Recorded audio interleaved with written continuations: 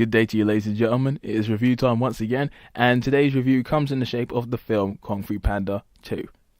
Now, let's go back to the year 2008 when the first Kung-Fu Panda film came out. Now, when I went to see this in the cinema, I went to see it with my good old friend Tuka, who happens to be a fairly good friend of mine here on YouTube and also in real life.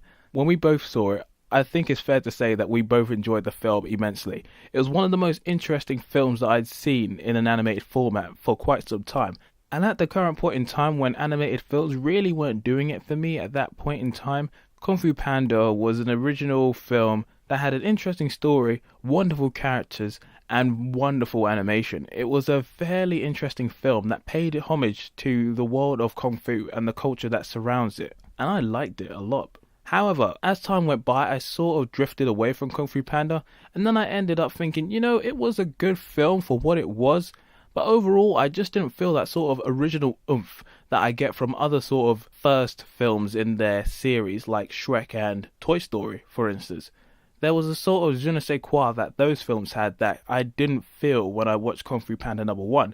So then when I found out Kung Fu Panda was going to get a sequel, I literally sort of, went, However, things kept going, and then I actually saw a trailer, and then I was thinking, okay, it looks decent, but I'm still probably not going to watch this. And then the reviews started showing up and they were saying it was positive. So then I decided, you know what? I'm going to give this film a shot and see what's cracking in the cinema. And boy, again, was I wrong. Kung Fu Panda #2 was fabulous.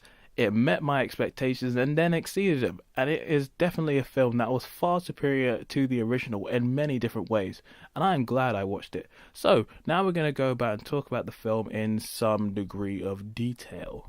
So the story of Kung Fu Panda 2 literally involved Po and his group of merry warriors going about and taking out an old enemy with a weapon of deadly powers.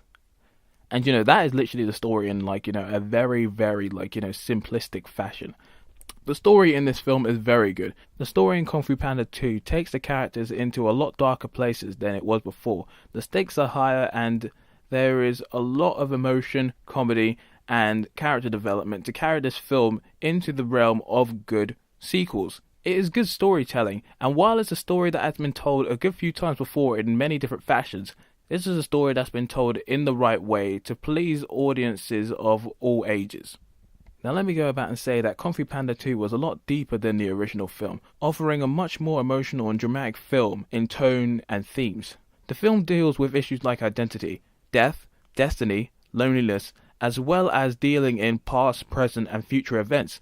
And there happens to be a lot of drama.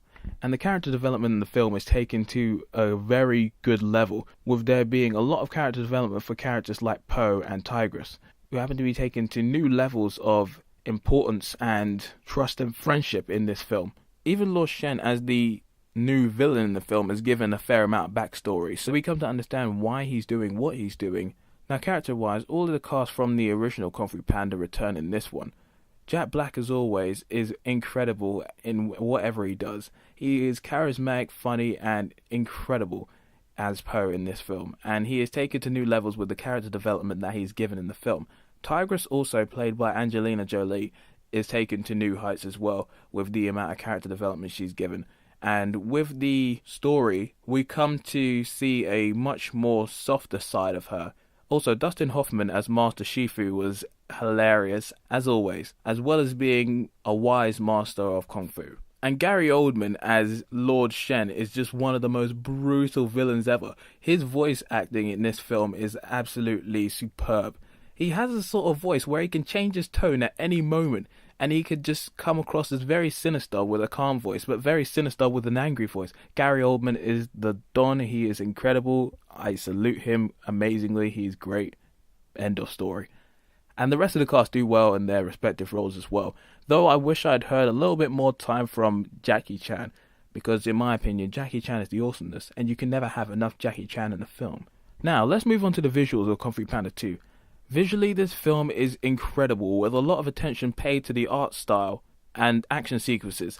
The action sequences in the film are literally just mind-boggling, with a lot of camera movement and wonderfully placed angles in the action sequences. The fights are well choreographed, and there is a lot of attention to detail, with several different people fighting all at the same time. There's a lot of stuff to pay attention to.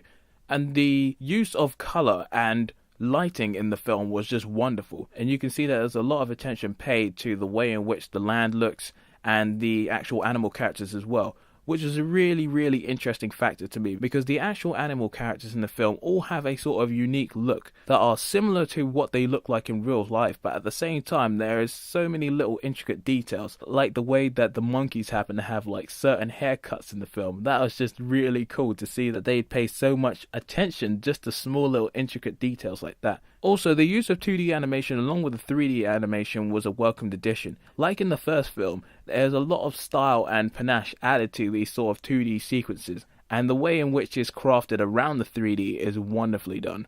The music in the film was also pretty good as well, especially towards the end, and the angles and use of camera movement around the characters and the outside locations was just grand. It gave you a very nice look at the overall location and landscape. It was just wonderful.